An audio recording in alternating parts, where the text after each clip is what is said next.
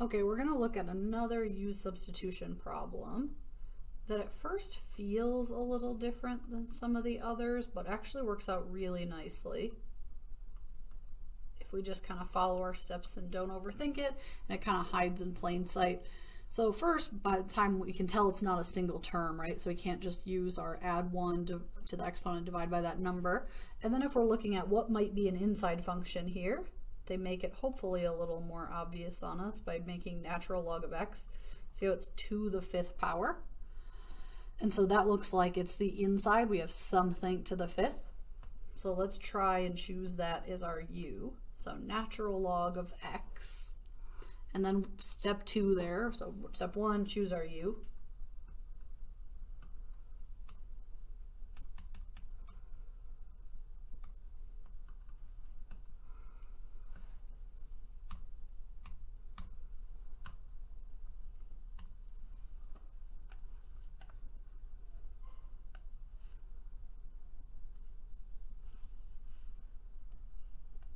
All right, then step 2, take the derivative of this.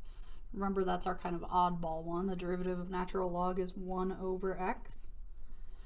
And then we want to get dx by itself. So if we multiply both sides by dx, we have du equals 1 over x times dx.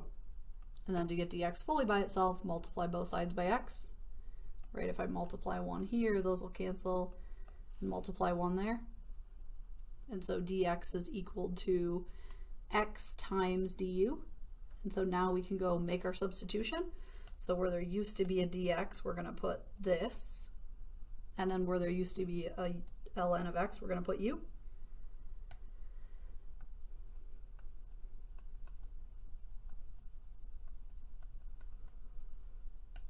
So this is replaced with u.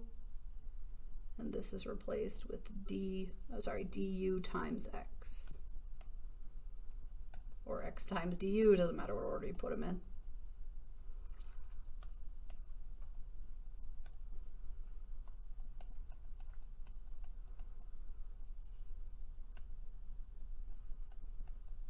All right, now we'll see if anything cancels out. So notice there's an x in the denominator and x in the numerator. So we're really just left with u to the 5th du. So we turned our kind of complicated looking antiderivative into a real nice simple one that's all in terms of u.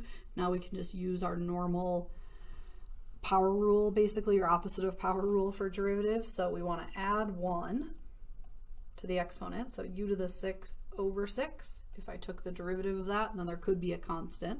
So there's my answer, and then I just need to put my choice for u back in there, right? We didn't want to ask an x question and get a u answer.